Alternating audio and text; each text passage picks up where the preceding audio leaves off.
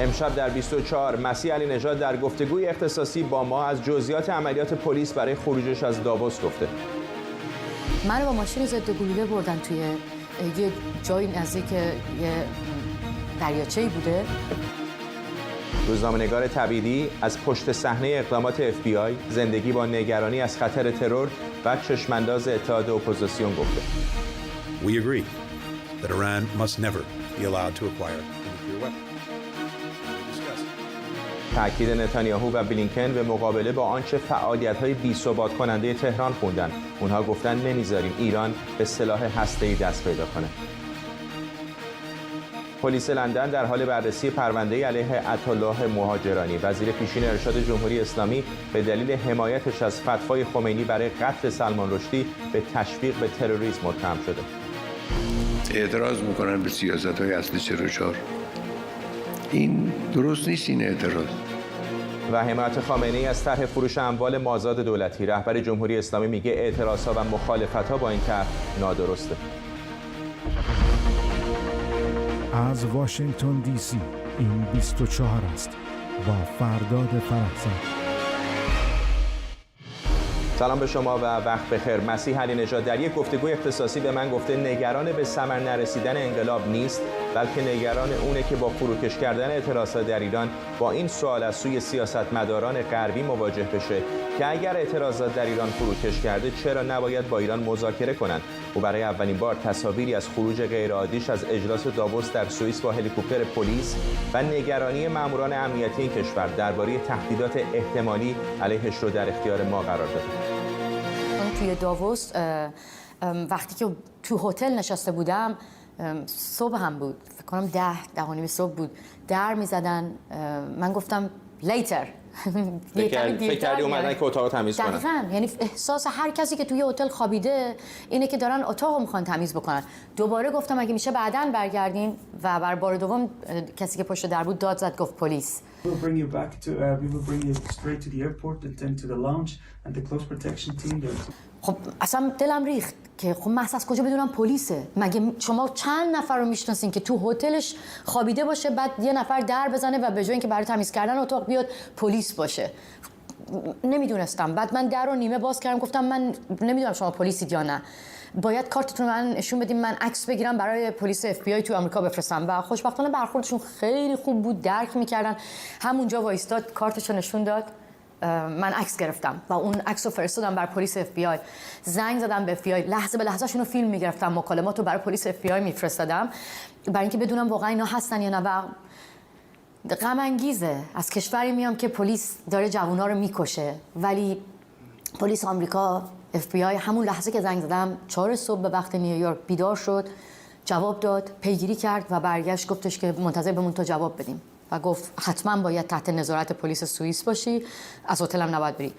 I mean, before the FBI in America approved that, I cannot come with you anywhere. Yeah. Is that okay? I'm waiting for them. نزدیک 2-3 ساعت توی اتاق من 3 تا پلیس نشستن، من بیرون نمیذاشتن برم. من با ماشین ضد گلوله بردن توی یه جای نزدیک یه دریاچه‌ای بوده، با هلیکوپتر منو از در واقع شهر بردن به فرودگاه. چرا؟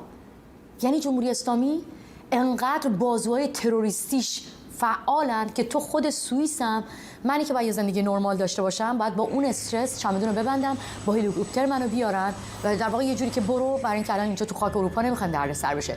در این مبارزات بالا پایین زیاده دیگه. یه روزایی هست که خیلی‌ها فکر میکنن شاید دیگه واقعا جمهوری اسلامی در آستانه سقوطه، یه روزای دیگه‌ای هست که خیلی‌ها رو بازداشت میکنن، سرکوب میکنن، اعدام میکنن، خفقان شدیدتر از اونی که هست به وجود میاد و خیلی‌ها میگن نکنه نشه.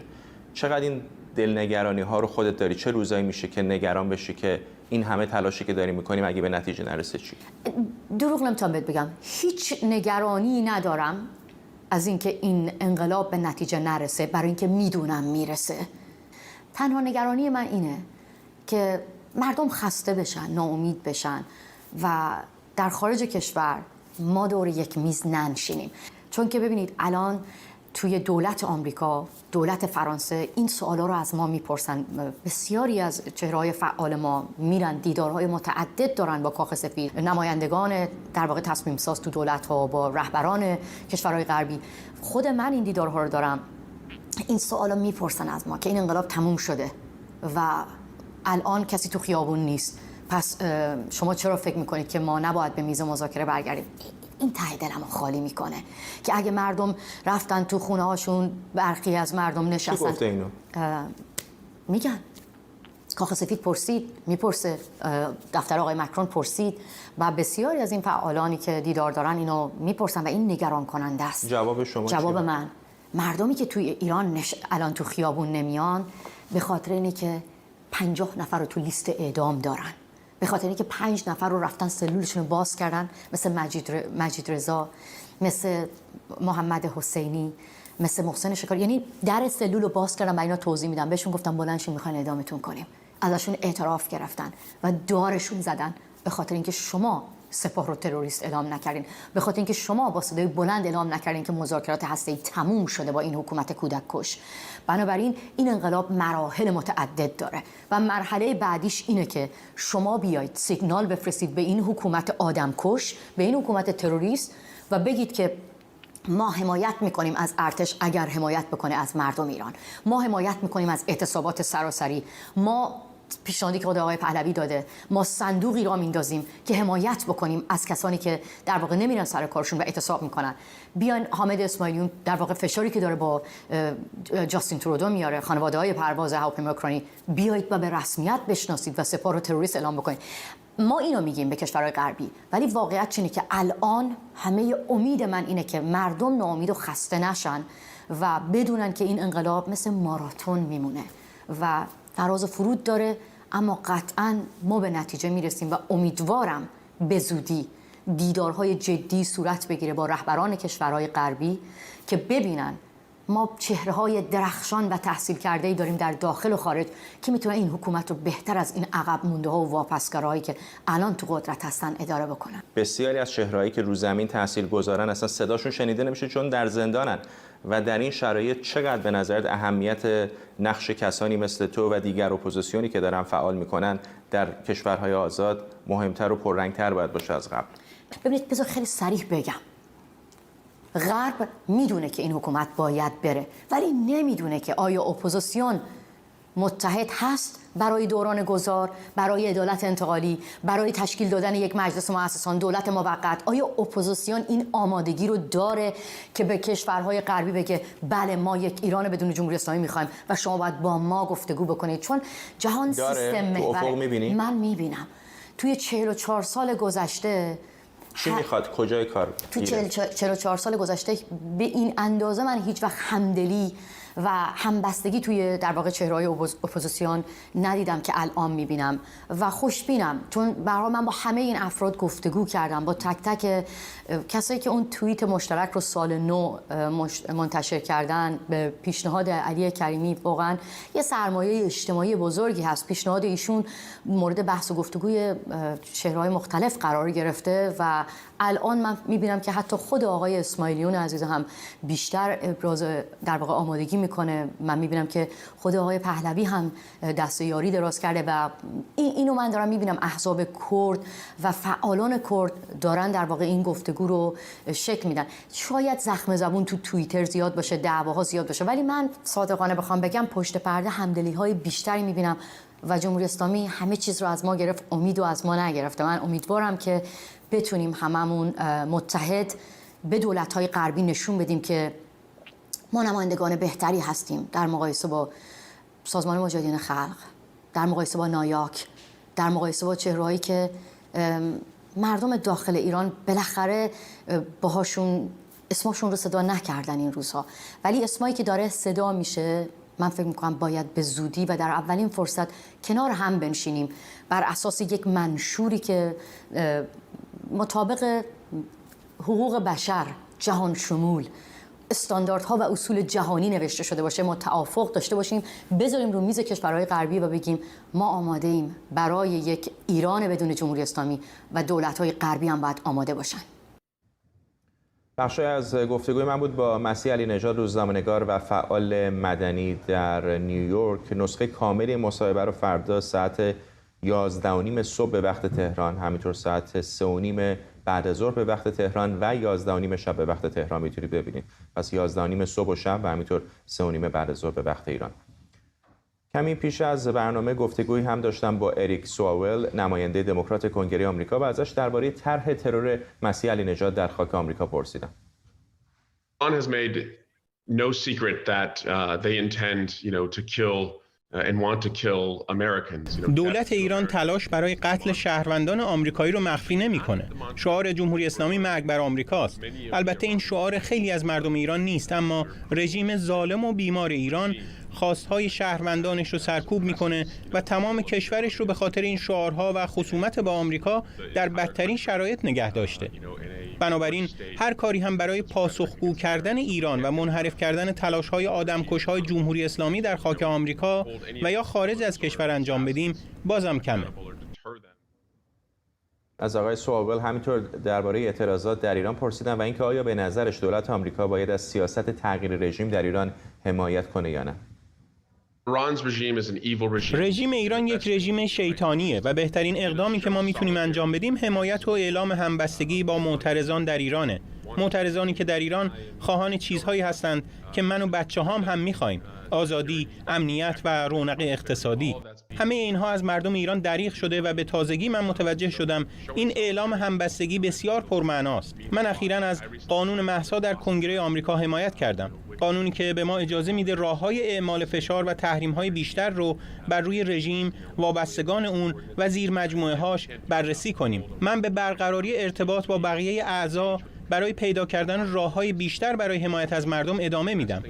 ما باید از معترضین در خیابون‌ها حمایت کنیم و فکر می‌کنم اگر رأیگیری منصفانه و آزاد در ایران وجود داشته باشه، این رژیم باقی نمیمونه. بنابراین من به حمایت از مردم ایران ادامه میدم. گفتگویی بود با اریک سواول، نماینده دموکرات کنگره آمریکا. آنتونی بلینکن، وزیر خارجه آمریکا، در ادامه سفرش به منطقه بعد از ورود به اسرائیل و دیدار با بنیامین نتانیاهو گفته آمریکا و اسرائیل موافقند که جمهوری اسلامی هرگز به سلاح هسته‌ای دست پیدا نکنه. We agree that Iran must never be allowed to acquire. ما موافقیم که جمهوری اسلامی هرگز نباید به سلاح هسته‌ای دست پیدا کنه. همینطور در مورد تعمیق همکاری‌هامون برای مقابله با فعالیت‌های بی‌ثبات تهران در منطقه و فراتر از اون صحبت کردیم. ایران از مدت‌ها قبل با حمایت از تروریسم به اسرائیلی‌ها و دیگران حمله می‌کرد. حالا هم رژیم تهران با پهپادهایی که به روسیه میده شریک اونها در کشتن غیر نظامیان بیگناه اوکراینیه. در مقابل روسیه هم به نوبه خود تسلیحات پیشرفته‌اش رو در اختیار ایران قرار میده. این یک خیابون دو طرفه بین جمهوری اسلامی و روسیه است. بنیامین نتانیاهو، نخست وزیر اسرائیل، هم گفته سیاست او و دولتش عدم دستیابی جمهوری اسلامی به سلاح هسته‌ای و مقابله با اقدامات بی‌ثبات کننده تهران در منطقه است. سفر شما در زمانی انجام میشه که بیشتر جامعه بین‌المللی چهره واقعی جمهوری اسلامی رو دیدن. وحشیگری این رژیم علیه مردم ایران و صدور این تجاوز به خارج از مرزهاش در خاورمیانه رو ببینید. این رژیم نباید به سلاح هسته‌ای دست پیدا کنه. سیاست من و دولتم اینه که با تمام توان از دستیابی حکومت ایران به سلاح‌های هسته‌ای و ابزارهای مرتبط با اون جلوگیری کنیم.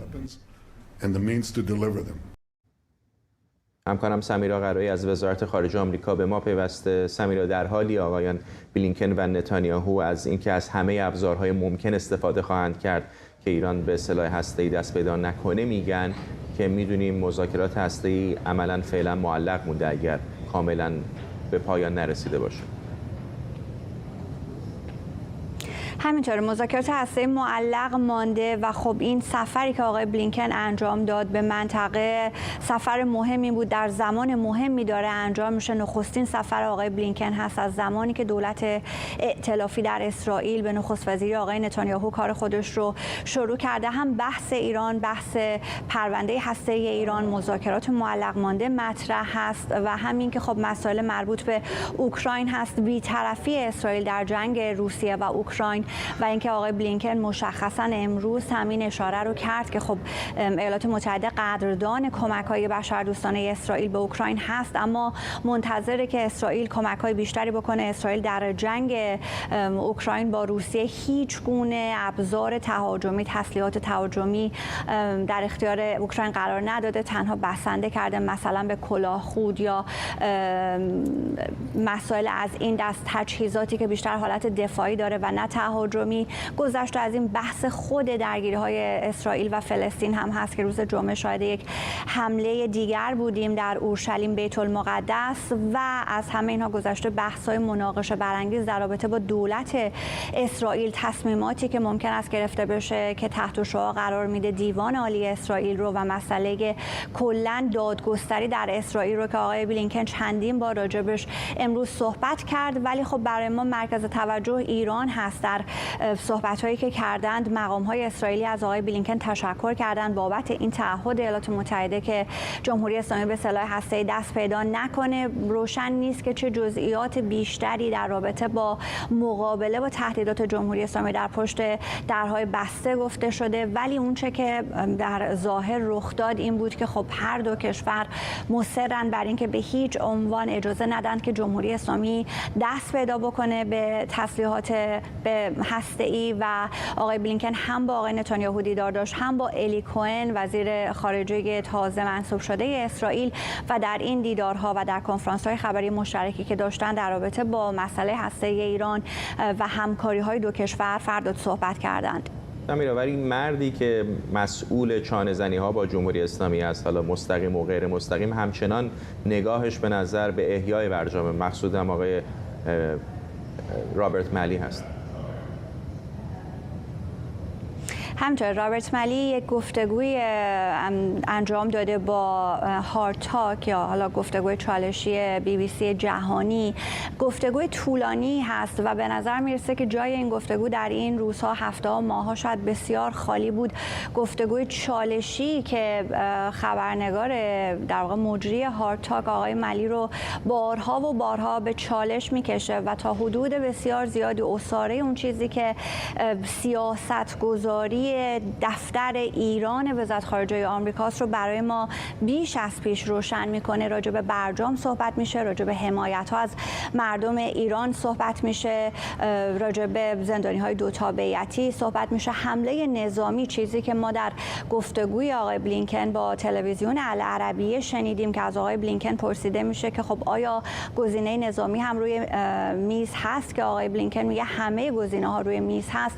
اما حالا بیایم نگاه بکنیم به حرفای رابرت ملی که میگه گزینه نظامی رو رد نمیکنه، اما میگه این گزینه مورد علاقه ایالات متحده نیست، گزینه سختی است، گزینه دشواری است و گزینه خطرناکی است و ایالات متحده همچنان راه دیپلماسی رو بهترین راه برای رسیدن به یک توافق و حل و فصل بحران هسته ایران میدونه. آقای مالی چندین بار به این اشاره میکنه که ایالات متحده پذیرای مذاکرات غیر مستقیم هست. این جمله داره در حالی فرداد گفته میشه که ما بارها و بارها شنیدیم که میگن برجام در دستور کار نیست و از تمرکز ایالات متحده خارج شده. با این همه آقای ملی در گفتگویی که میکنه این رو میگه که این جمهوری اسلامی بود که نخواست که توافق رو قبول بکنه و ما همچنان مایل هستیم که مذاکره غیر مستقیم انجام بدیم. این رو چندین بار تکرار میکنه. در رابطه با مرگ برجام مجری از اون میپرسه و بهش میگه که رئیس تو معتقده که برجام مرده. آقای بایدن در ماه نوامبر در پاسخ حالا غیر رسمی به یکی از فعالان زن سیاسی ایرانی این حرف رو زد که برجام مرده و آقای ملی میگه که اینها بازی با کلمات. اولا کار اون نیست که بخواد بگه کی مرده کی نمرده، چه چیزی زنده است، تسلیت بفرسته و سوگنامه بنویسه. کارش دیپلماسی هست. دیپلماسی هم پایانی نداره و همین گفته متناقض رو باز میگه که دیپلماسی در کنار باقی چیزها داره انجام میشه. یعنی هم از یک طرف تحریم میکنند و هم از یک طرف مایل به دیپلماسی هستند که خب اینها تناقض‌هایی است که در میز ایران وزارت خارجه آمریکا ما داریم میبینیم. در بخش دیگری از صحبتش که راجع به حمایت از مردم صحبت میکنه نکات بسیار جالبی میگه. فرداد که من از روی نوشته میگم که در واقع درست و همه محتوای حرف آقای ملی رسونده بشه. میگه که ما در رابطه با کمک به مردم ایران اقدامات خارق العاده و شگفت انگیزی انجام دادیم و بیش از اندازه، نه به معنای منفیش ولی بسیار زیاد کمک کردیم، ولی مردم در رنج یا مردم رنجور همیشه بیشتر میخوان. شکی نیست که معترضان بیشتر میخوان، اونها میخوان در آزادی و امنیت و عزت نفس زندگی کنند. در ادامه این جمله اشاره میکنه ما که در کار تغییر رژیم نیستیم، به عبارتی داره رسمیت میشماره خواسته مردم ایران رو که زندگی در رفاه، در آزادی و در عزت نفسه و بعد بلافاصله میگه که کار آمریکایی نیست که بخواد تغییر رژیم انجام بده. میگه به اندازه کافی تجربه بد داشتیم مخصوصا در خاورمیانه در رابطه با تغییر رژیم، ولی کار ما فقط اینه که تحریم بکنیم، نور بتابونیم به جنایات جمهوری اسلامی ایران و یک اتحاد بین‌المللی علیه جمهوری اسلامی ایران انجام بدیم. ممنونم از تو سمیرا قرایی از وزارت خارجه آمریکا همینجا در واشنگتن. وزیر خارجه آمریکا پیش از سفرش به اسرائیل در کنفرانس خبری با همتای مصریش با انتقاد از سرکوب معترضان در ایران به مقابله و تلاش علیه اقدامات منطقه‌ای تهران تاکید کرده. بلینکن در مصر گفته بود حتی گزینه نظامی برای جلوگیری از دستیابی ایران به سلاح هسته‌ای روی میز رئیس جمهوری آمریکاست. برای آمریکا و بسیاری از شرکای ما در منطقه خیلی مهمه که در صورت لزوم با کارهای مختلف به مقابله و کار علیه اقدامات جمهوری اسلامی در منطقه و فراتر از اون بریم. تهران صلح، امنیت و جان انسانها رو تهدید میکنه. ما شاهد حمایت جمهوری اسلامی از تروریسم در منطقه و اقدامات بی‌ثبات کنندشون در کشورهای مختلفیم. ما شاهد کارهاشون در کشورهای دیگه جهان مثل حمایتشون از تجاوز روسیه به اوکراینیم. ارائه پهپادها و احتمالاً سایر فناوری‌های نظامی ایران به روسیه رو می‌بینیم و البته اون چه رو که در خیابون‌های ایران می‌گذره. مردم ایران صرفاً تلاش می‌کنن بایستن تا بتونن نظراتشون رو بیان کنن، اما اجازه این کار رو ندارن. اینها بخش‌هایی از گفتگوهای من در سراسر منطقه است. شهیر شهید ثالث روزنامه‌نگار و تحلیلگر مسائل سیاسی از کانادا با مساق شهید ثالث نمیدونم نقش پلیس خوب و بد رو دارن بازی میکنن وزیر خارجه آمریکا در مقابل آقای ملی یا نه، اما آقای ملی معمولا در گفته‌هاش در اظهاراتش در همین مصاحبه‌ای که سمیرا هم بهش اشاره کرد میگه که همچنان نگاه او و رویکردش بر دیپلماسی است و احیای برجام. بله، من فکر میکنم که حرف ملی بیشتر اعتبار داره. مسئله حمله نظامی، خب میدونید شما از سال 2002 که مسئله هسته‌ای ایران مطرح شدش، این بحث همیشه بوده. دوران آقای بوش بوده، دوران آقای اوباما بوده، ترامپ بوده، الان هست. این بحث همیشه بوده، ولی خب موانعی هستش که واقعا نمیتونستن. اون روزی که حتی ایران 164 تا سانتریفوژ بیشتر نداشتش، اینا دست به این اقدام نزدن، پلمبای آژانس رو شکستن ایرانی‌ها و کار غنیسازی رو 2 مرتبه آغاز کردن، ولی خب هیچ اقدامی صورت نگرفتش. به نظر من تبعات یه همچین چیزی، همچین حمله در منطقه کاملا نامشخص هستش و این ترس آمریکاست. یه مسئله دیگه‌ای که الان به نظر من خیلی مهم هستش، شاید در دوره‌های قبل نبوده، مسئله وضعیت اقتصادی غرب و آمریکا هستش. الان ببینید مقدار تورم در آمریکا الان به 8.5% رسیده، انگلیس 9.2%، آلمان 8%. اینا در 40 سال گذشته بی سابقه بوده. فقط کافیه که یک جنگی اونجا شروع بشه. حالا ممکنه که جمهوری اسلامی نتونه تنگه هرمز رو ببنده، ولی انقدر ناامن میکنه که هیچ کشتی نفتی از اونجا نمیتونه عبور کنه. شما فکر کنید 1/3 نفت دنیا از اونجا عبور میکنه و چه وضعیتی نفت پیدا میکنه و چه تأثیری 2 مرتبه روی تورم و اقتصاد غرب داره. به نظر من حرف آقای مالی بیشتر به اصطلاح منطقی به نظر میرسه تا تهدید آقای بلینکن. آقای شهید ثالث پیشتر در مصاحبه با مسیح علی نژاد که حالا کامل ترش هم پخش میشه، خانم علی نژاد هم اشاره میکنه که مقامات کاخ سفید در گفتگو با چهره‌های سیاسی ایرانی گفتن که شاید اعتراضات رو به کاهش داشته باشه در چنین شرایطی، چرا نباید مذاکره بکنیم؟ چقدر فکر میکنید که جامعه جهانی به خصوص غرب و علل خصوص ایالات متحده تمام تخم مرغاش رو آیا در سبد این گذاشته که جمهوری اسلامی سقوط خواهد کرد یا اینکه ممکنه جمهوری اسلامی همچنان به حیاتش ادامه بده پس باش مذاکره کنیم؟ این حالت دومه. به نظر من امریکا به این نتیجه نرسیده که رژیم ایران در حال سقوط هستش و هرچند که مشروعیت جمهوری اسلامی به شدت بر اثر این اعتراضات به خاطر طولانی شدن ضربه خورده، ولی به نظر من با حرف آقای مالی هم می‌بینید که میگه آماده هستیم ما مذاکرات رو ادامه بدیم. و از این گذشته توجه داشته باشین کار دیگه‌ای که از امریکا برمیادش جز تحریم فعلا در مقطع فعلی چیز دیگه‌ای نیست و این هم جواب نداده. یعنی نتونستن جلوی برنامه هسته‌ای ایران رو بگیرن، جلو پیشرفته. ولی خب این در عین حالی که در ادبیاتشون میگن ما از معترضان حمایت میکنیم، از حقوق بشر حمایت میکنیم، جمهوری اسلامی بسیار سرکوبگره، ولی بعد برن و 2 هفته 3 هفته 1 ماه بعد مذاکره بکنن. آیا خنجر زدن از پشت به این معترضان نیست و خلاف حرفایی نیستش که در رسانه ها میزنن؟ آقای فرزاد اگر از من میپرسیم به عنوان یه آدمی که به هر صورت یک تخصصی تو روابط بین‌الملل داره، حقوق بشر یه ابزار در سیاست خارجی هستش. شما نگاه کنید چین رو رابطه‌شو با آمریکا نگاه کنید. روزی 1.5 میلیارد دلار تجارت بین این دو کشور میشه. اون وضعیت حقوق بشر در چین هستش. بنابراین زیاد به این مسئله حقوق بشر به نظر من اهمیت ندیم، مگه اینکه زمانی که آمریکا به این نتیجه برسه که رژیم در حال سقوط هستش، راه برگشت نداره، تضعیف شده به شدت، اون موقع هستش که مسئله حقوق بشر به نظر من بسیار بسیار جدی میشه. داستانی که سر شاه پیاده کردن و زمانی این مسئله حقوق بشر رو اینقدر عنوان کردن و بزرگ کردن که دیگه به این نتیجه رسیده بودن شاه نمیتونه سر قدرت بمونه. متاسفانه الان هم همینه. اینا فقط در حرفه و یه ابزار سیاست خارجیه و الا اولین جایی که باید اینا اقدام میکردن چین بوده. یه رابطه سالی 500 میلیارد دلاری رو باید کنار میذاشتن. ممنونم از شما. شهیر شهید ثالث، روزنامه‌نگار و تحلیلگر مسائل سیاسی از کانادا.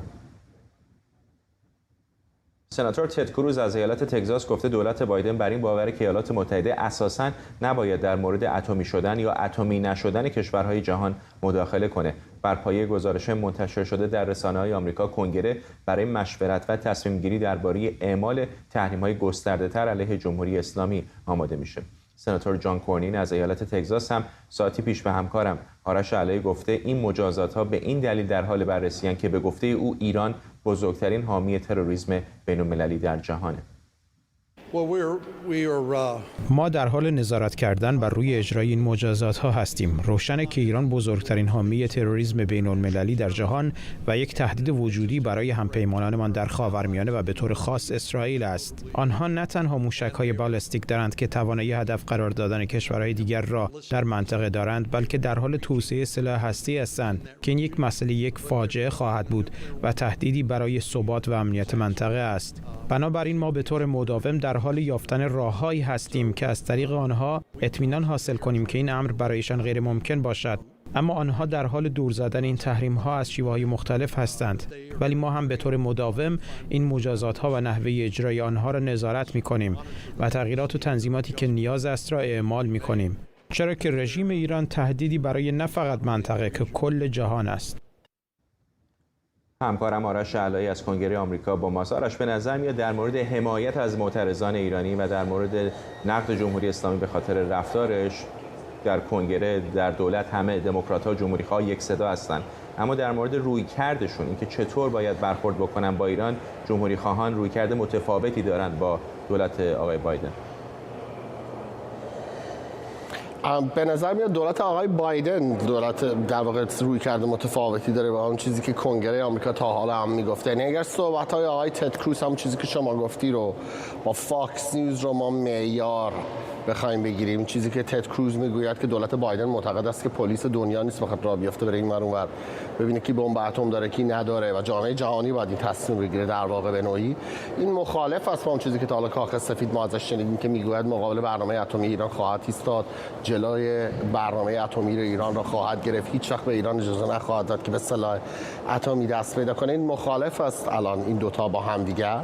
و در کنگره آمریکا هم همینجور که شما دیدید هنوز نظرها طبق صحبتی که من با سناتور جان کورنین داشتم از ایالت تگزاس این است که خیلی خب ما یه سری تحریم‌ها قبلا داشتیم، اینا خوب اجرا نشده، این تحریم‌ها رو باید بریم اجرا بکنیم.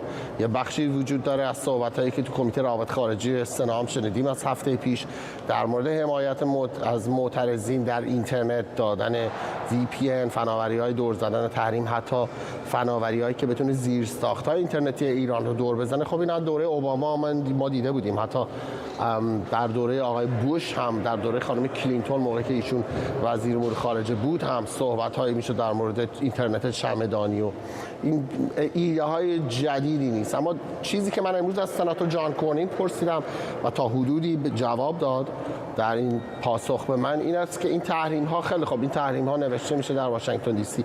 ما الان داریم میشنویم از اوکراینی‌ها که میگویند پهپادهای شاهد رو گرفتن، قطع کردن از 500 تا قطعه الکترونیکیش 80% مال آمریکا و کاناداست بعد سال 2020. کی میاد این تحریم‌ها رو اعمال کنه؟ این تحریم‌ها چجوری اجرا میشه؟ و بعدم ایران و روسیه به نظر میاد راههای جدیدی یاد گرفتن، به خصوص روسیه به نظر میاد تو این چند وقته به شدت محتاج جمهوری اسلامی شده در یاد گرفتن راههای دور زدن تحریم ها و این یه چیزی است که فعلا به نظر میاد که بین کنگره آمریکا و کاخ سفید توش اختلاف از کنگره میخواد یه مقدار این تحریم ها سفت‌تر گرفته بشه و کاخ سفید هم به نظر میاد تا یه حدودی به جواب داده. ممنونم از تو آرش علایی، همکارم از کنگره آمریکا. به گزارش روزنامه گاردین، پلیس متروپولیتن لندن بررسی پرونده‌ای رو شروع کرده که در اون عطاالله مهاجرانی وزیر پیشین ارشاد جمهوری اسلامی و ساکن در لندن به تشویق تروریسم متهم شده. این پرونده در ارتباط با مواضع و حمایت مهاجرانی از فتوای خمینی برای قتل سلمان رشدی، نویسنده بریتانیایی آمریکایی گشوده شده. ربکا مونی از وکلای پرونده مطرح شده علیه مهاجرانی گفته بریتانیا برای پیگرد جنایات بین‌المللی و همینطور حفاظت از شهروندانش متعهده. همکارم بردیا افشین از لندن با ماست. بردیا، بیشتر به ما بگو در مورد این پرونده چقدر جدی هست برای آقای مهاجرانی؟ میتونه تبعات بسیار جدی داشته باشه. در واقع 4 ماه پیش بود که گروه موسوم به عدالت ایران این پرونده رو در واقع تنظیم کرد و ثبتش کرد. درست اون زمانی بود که سوء قصد شده بود به جان سلمان رشدی، این نویسنده پرآوازه بریتانیایی در نیویورک، و بعد از اون بود که توجه به مسئله سلمان رشدی جلب شد و خیلی باور کردن که اون فتوا چیزی است که میتونه عملی بشه و به تاریخ سپرده نشده و اونجاست که توجه ها به عطاالله مهاجرانی هم جلب شد، به خصوص او که در لندن زندگی میکنه، الان 18-19 سال اینجاست. و خب این شکوای قضایی اون موقع در واقع ثبت شد. اون هم بیشتر تاکیدش بر کتابی است که عطاالله مهاجرانی چاپ کرده، کتابی موسوم به نقد توطئه آیات شیطانی که در واقع ستونهایی بوده که او پیش از اینکه این فتوای روح الله خمینی در دهه 60 صادر بشه او در روزنامه می نوشته و بعد از اینکه فتوا صادر شد به صورت کتاب منتشر کرده و تا به حال هم 30 بار تجدید چاپ شده. و خب عطاالله مهاجرانی نه فقط به واسطه اون کتاب، به واسطه اظهار نظرهایی که طی تمام این دهه ها هم کرده در واقع مورد شکایت قرار گرفته. او هیچ وقت نه فقط از خود فتوا همواره دفاع کرده و همواره هم از کتاب خودش دفاع کرده. و حتی خیلی جالبه وقتی که سوء قصد به سلمان رشدی میشه در نیویورک اظهار نظرایی میکنه که خیلی ها رو برآشفته میکنه که انگار که او همچنان از فتوا و عملی شدن اون استقبال کرده، ضمن که خودش گفته بود که این سوء قصد نشون داده که کتاب من، همون کتاب نقد توطئه آیات شیطانی که روش فتوای روح الله خمینی روش ثبت شده وجود داره و هم خود متن فتوا دوباره نغمش از نو باز شده. البته شکایتی که سازمان عدالت برای ایران کرده چیزای دیگه هم در نظر داره، این که مثلا نقش عطاالله مهاجرانی پیشتر به عنوان معاون پارلمانی نخست وزیر امیرحسین موسوی یا رئیس جمهور اون زمان آیت الله علی اکبر هاشمی رفسنجانی یا حتی وزیر ارشاد و اسلامی و همچنین اظهار نظری که پیشتر هم کرده بود. مثلا ما یادمون نرفته که در ابتدای دهه 90 وقتی که عزیز نسین سوء قصد بهش شد در ترکیه در شهر سیواس که منجر به کشته شدن 35 نفر شد در اون هتل، اما عزیز نسین جان سالم به در برد، اون رو یک بیداری اسلامی خونده بود و بعدم اظهار نظرهای اخیری که حمایت کرده از قاسم سلیمانی یا از طالبان و همینطور در ماجرای مهسا امینی از نیروی انتظامی جمهوری اسلامی دفاع کرده. شاید مثلا برخلاف ایالات متحده آمریکا در اروپا، چه اروپای قاره چه بریتانیا، یک محدودیت‌های حداقلی برای آزادی بیان در موارد خاص مثل همین تشویق به تروریسم یا اظهارات نژاد پرستانه وجود داشته باشه، ولی اونجا هم آستانه قانونگذاران، آستانه تحملشون بسیار بالا هست. یعنی به خاطر اظهار نظر یا نوشتن کتاب به این سادگی ها نیست که کسی رو محاکمه کنن. اما یک قانونی وجود داره، قانون تروریسم سال 2006. این قانون میگه که اگه شما مثلا مطالبی رو در تمجید، در تشویق به تروریسم و یا در مورد تروریسم منتشر کنید به شکل فعالیت اینترنتی به عنوان یک در واقع این میتونه یک کار تروریستی شناخته بشه و خب میتونه تبعاتی داشته باشه و تبعاتی هم داشته که مثلا ممکنه حتی منجر به گرفتن تابعیت بریتانیا بشه. و مثلا یه چیز یادآوری دیگه کنم، مثلا متروپولیتن پلیس لندن بهار سال پیش اشاره کرده بود که پرونده ازما اسد، همسر بشار الاسد رئیس جمهور بریتانیا رو در واقع زیر نظر داره به عنوان مثلا یک عامل جنایت جنگی و بعد فعالیت اینترنتیش هم مورد بررسی قرار دادن. حالا متروپولیتن خیلی اظهار نظر در مورد این پرونده نکرده، گفته زمانگیر، منابع زیادی میخوان و ممکنه انرژی زیادی به طلبه و خب ممکنه زمان بر باشه، اما نهایتا میتونه تبعات زیادی داشته باشه. ضمن که مثلا ماجرای علیرضا اکبری یادمون نرفته، به هر حال زمانی معاون آقای شمخانی بوده، وزیر دفاع جمهوری اسلامی و خب یک ایرانی دو تابعیتی بوده و اعدام شد و واکنش‌های بریتانیا رو برانگیخته. این دو تا عامل رو به وجود میاره. یکی که اصلا بریتانیا به ایران، به جمهوری اسلامی بسیار حساس‌تر شده، میتونه سختگیرانه‌تر عمل کنه و خب در افکار عمومی سوال میکنن چرا مثلا افراد بلندپایه‌ای که وزیر بودن، معاون وزیر بودن در جمهوری اسلامی میتونن تابعیت بریتانیا رو بگیرن، چه جوری؟ و این هم میتونه این سوال رو به وجود بیاره. به هر حال عطاالله مهاجرانی رد کرده که مثلا اینجا پناهنده سیاسی شده، ولی همه میدونن که او بعد از اینکه یک پرونده قضایی داشته که یک رسوایی خانوادگی بوده، یک کارمندش در واقع مرکز گفتگوهای تمدن‌ها از او شکایت کرده بود و او رو گفته بودیم صیغه موقتش بود و بعداً 4 روز به زندان افکنده شده. آقای عطاالله مهاجرانی با وثیقه آزاد شده و از کشور فرار کرده و بنابراین این ممکنه وقتگیر باشه، زمانگیر باشه، اما ممکنه منجر به این بشه که عطاالله مهاجرانی تابعیتش رو از بریتانیا از دست بده. البته خود عطاالله مهاجرانی اتهامات رو رد کرده و یه چیز دیگه هم تاکید کرده، با اشارهش به استیضاح خودش به عنوان وزیر فرهنگ و ارشاد اسلامی گفته که من وارد دادگاه بریتانیا شدن برام بیشتر افتخار تا استیضاح شدن، از اون بیشتر استقبال میکنم. این هم حرف خودش بوده. ممنونم از تو بردی افشین، همکارم از لندن با ما. در ایران دوشنبه شب شماری از جوانان سنندج با برگزاری تجمع اعتراضی اقدام به روشن کردن آتش در خیابان‌های این شهر کردند و علیه جمهوری اسلامی شعار دادند. تمام ایران برادران، تمام ایران برادران، تشنه خون رهبران.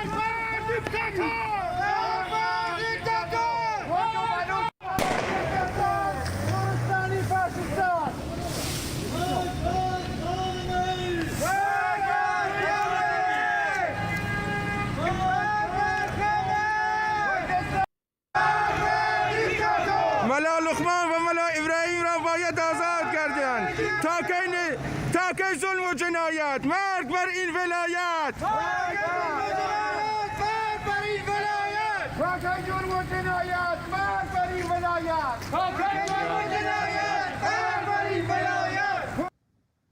شماری از بازنشستگان شرکت مخابرات هم علاوه بر تهران در چندین استان دیگر کشور در اعتراض به عدم رسیدگی به مطالبات و حقوق معوقه‌شون تجمعات اعتراضی برگزار کردند. سلطانی حیا کن، مخابراتو رها کن. سلطانی حیا کن، مخابراتو رها کن. محبی حیا کن، مخابراتو رها کن. محبی حیا کن، مخابراتو رها کن. شوی حیا کن مخابرات رو رها کن. همایه 10 بهمن 1401 بازنشستگان عزیز مخابرات سراسر کشور بله ما تشکر میکنیم از دوستان شاغل که اگر اینا بدونن حقشون چندین برابر ما ضایع شده.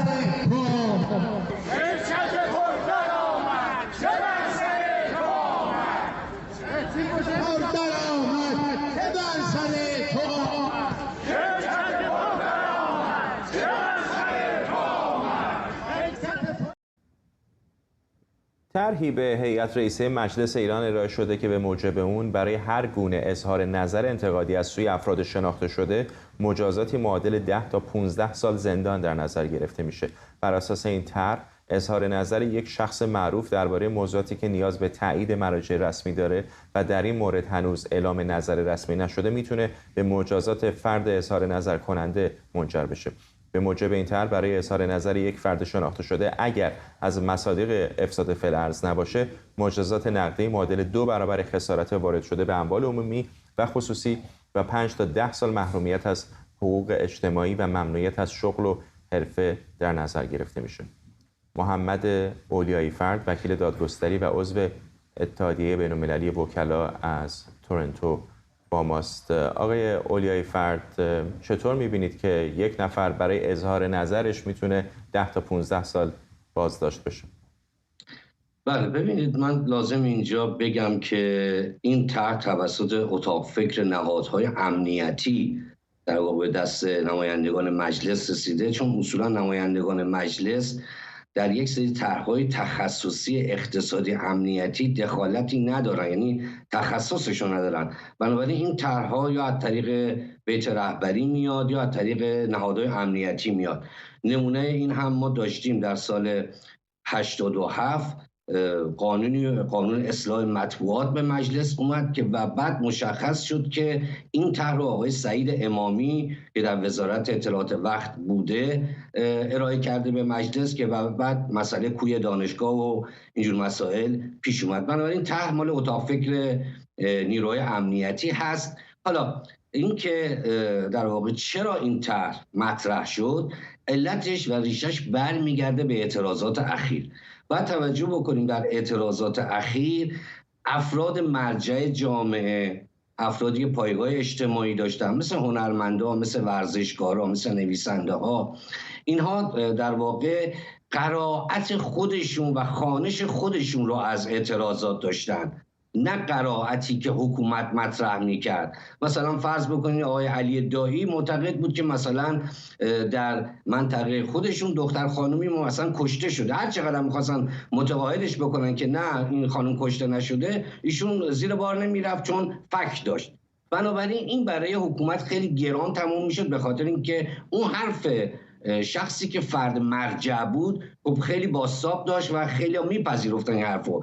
بنابراین تصمیم گرفتن که در واقع طرحی ارائه کنن که مهار کنن این افراد مرجع یا به قول معروف سلبریتی ها. حالا به همین دلیل طرح هم همینو میگه هر کسی که دارای پایگاه اجتماعی یا موقعیت اجتماعی یا خانوادگی هستش که در واقع مردم دنبال میکنن نظراتشو، اگر بیاد در هر موضوعی حتی علمی از هر طریقی، یعنی حتی اگه مقاله علمی بده، قبل از اعلام رسمی مراجع رسمی حکومت اظهار نظری بکنه که حکومت این اظهار نظر رو خلاف واقع تشخیص بده، در واقع به حبس درجه 3 یعنی 10 تا 15 سال حبس تعزیری، جریمه و محرومیت اجتماعی 5 تا 10 سال محکوم میشه و در واقع به نوعی میتونیم بگیم که این طرح در واقع مهار افراد مرجع جامعه هست، تحت فشار قرار دادن سلبریتی ها هستش و این هستش که در واقع میگن باید شما حرف نزنید یا حرف حکومت رو بذارید. یعنی در واقع به طور استعاره میتونیم بگیم که این طرح نتیجهش این میشه که زبانها بریده، لبها دوخته، فکر نکنید، حرف نزنید مگر اینکه حرف حکومت رو تکرار بکنید و این طرح مسلماً خلاف قانون اساسی، قوانین عادی ایران، کنوانسیون ها، خلاف میثاق‌های بین‌المللی و حقوق بشر، اعلامیه حقوق بشر که ایران امضا کرده و خلاف کلیه موازین بین‌المللی که در زمینه آزادی بیان و کرامت انسانی در واقع مطرح شده مغایر هست و من امیدوارم که اگر هنوز هم اقلیتی هستن در مجلس که از اون حداقل عقلانیتی برخوردارن با این طرح مخالفت بکنن. که اگر میگید با این طرح مخالفت بکنن، اصلا خود مطرح شدن این طرح هم جالب هست، برای اینکه نمیدونم چرا فکر کردن خلأ قانونی داره جمهوری اسلامی برای سرکوب اظهار نظر. همین حالا هم موارد زیادی هست، اقدام علیه امنیت ملی، تشویش اذهان عمومی یا در موارد خیلی جدی‌تر فساد فی الارض. یعنی واقعا احساس کردن خلأ قانونی دارن برای بازداشت کسی، چون به نظر نمی اومد در این مدت خیلی دشوار باشه کسی رو بخوان از حق آزادی بیانش منع بکنن.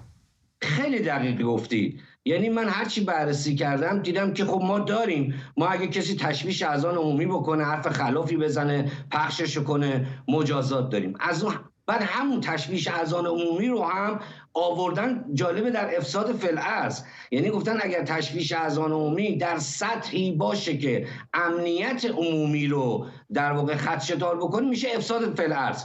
حالا اومدن علیرغم اینکه ما به حد کافی در واقع مجازات داریم، جرم انگاری داریم، اونم خیلی شدید، اما حالا اومدن اینو خیلی اختصاصی که حالا اگر افساد فی الارض نبود چه میشه؟ یک و دو این که مثلا کمشونه که اگه افساد فی الارض نبود بخوایم 2 سال برای تشویش اذهان عمومی بدیم و هدف این طرح خلأش همین بحث مهار افراد مرجع هستش. یعنی حس کردن که در زمینه مهار سلبریتی ها که در این اعتراضات نخوندن خوانش حکومت رو، حس کردن که برای مهار افراد مرجع و صاحب نظر نیاز دارن به یک قانون خاص و این قانون خاص هم در واقع چنان با شدت تنظیم کردن که اگر تصویب بشه واقعا به نظر من فاجعه خواهد بود. ممنونم از شما.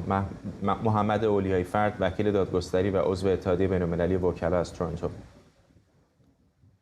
علی خامنه‌ای گفته باید به سیاست‌های اصل 44 قانون اساسی مبنی بر خصوصی سازی و واگذاری اموال دولتی عمل بشه. او با اشاره به مخالفت‌ها با طرح فروش اموال مازاد دولت گفته این اعتراضات درست نیست. 2 روز پیش طرح جنجالی فروش اموال مازاد دولت با مسئولیت قضایی هیئتی تصمیم گیر در این مورد اعلام شد. این طرح بعد از تصویب توسط سران 3 قوه به تایید علی خامنه‌ای رهبر جمهوری اسلامی هم رسید. این که ما سیاست‌های اصل 44 رو مطرح کردیم برخلاف تصور بعضی از برادرای خوب، می‌بینم بعضی از عناصر خوب و خوشنیت اعتراض میکنن به سیاست‌های اصل 44. این درست نیست. این اعتراض، این سیاست‌ها با دقت انتخاب شد، با فکر انتخاب شد. افرادی که وارد بودن تو مسائل اقتصادی و علاقمند به عدالت اجتماعی و به جد دنبال عدالت اجتماعی بودن همه تایید کردن این رو. احسان مهرابی روزنامه‌نگار از برلین با ماست. چطور می‌بینید آقای مهرابی چرا رهبر جمهوری اسلامی اینقدر داره حمایت میکنه از این طرح؟ اصل موضوع سیاست‌های اصل 44 قانون اساسی از ابتدای سال 57 هم مورد مناقشه بوده و حتی در همون زمان تصویب در مجلس خبرگان قانون اساسی، حتی سالها بعد برخی از رسانه‌ها در ایران یا اون جریاناتی که نزدیک به اتاق بازرگانی بودن، حالا چه به چهره‌های مؤتلف اسلامی نزدیک بودن که شکل خاصی از سرمایه‌داری را مد نظرشون بود، البته در چارچوب‌های خود جمهوری اسلامی، یا بالا برخی دیگر که شکل‌های به تعبیر متفاوت‌تری رو مد نظرشون بود، اعلام می‌کردن که اساساً اصل 44 قانون اساسی توسط سرگون بتوشانا، نماینده آشوریان در مجلس خبرگان قانون اساسی وارد قانون اساسی شده و میگفتن که آقای بتوشانا اساساً توده‌ای بوده و اساساً این طرح کار توده‌ای‌ها بوده. خود آقای بتوشانا هم در زمانی که نماینده مجلس اول و رئیس کمیسیون بهداری مجلس بودن بازداشت شدن به اتهام ارتباط با حزب توده، جزو همون بازداشت شدگان حزب توده. یعنی این بحث همواره مورد مناقشه و درگیری‌های سیاسی بوده تا اینکه خود رهبر جمهوری اسلامی سال 84 سیاست‌های کلی اصل 44 قانون اساسی رو ابلاغ کرد که خب اساساً اون تفسیری که از اون سیاست‌ها شد هم برخلاف قانون اساسی بود، چون به هر حال باید شورای نگهبان میومد و این موضوعات رو تفسیر میکرد.